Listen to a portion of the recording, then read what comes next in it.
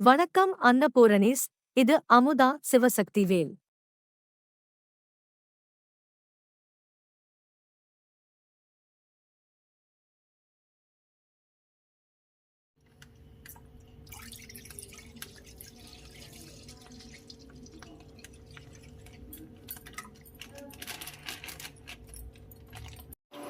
கோவா செய்வதற்கு நான் 1 லிட்டர் பால் எடுத்திருக்கேன். எடுத்து இனிப்பில்லாத கோவா இப்போ நம்ம பண்ண போகிறோம்.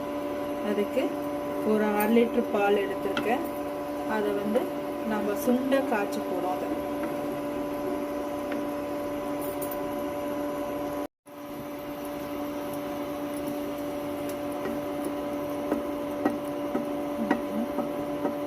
ஏது மேலே வருது அதை அப்படியே எடுத்து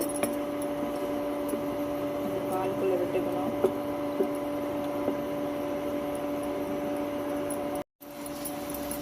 எப்படி கெட்டியாக வருது பார்த்தீங்களா?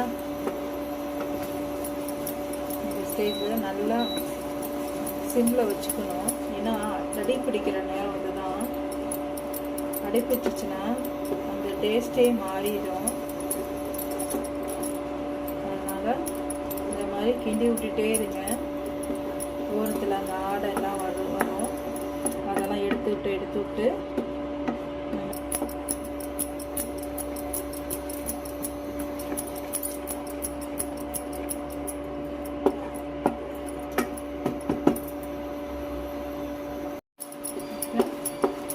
கோவா ஓரளவுக்கு ரெடி ஆயிடுச்சு.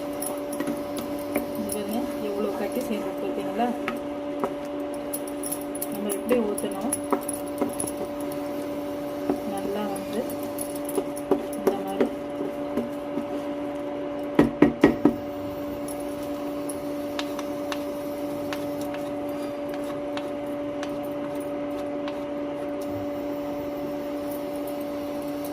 நல்லா கட்டி செய்ததுக்கப்புறம்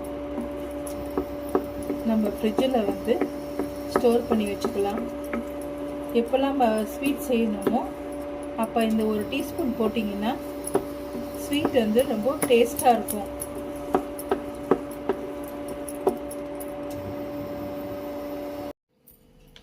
இனிப்பில்லாத மில்க் கோவா ரெடி. டண்டடாயின்.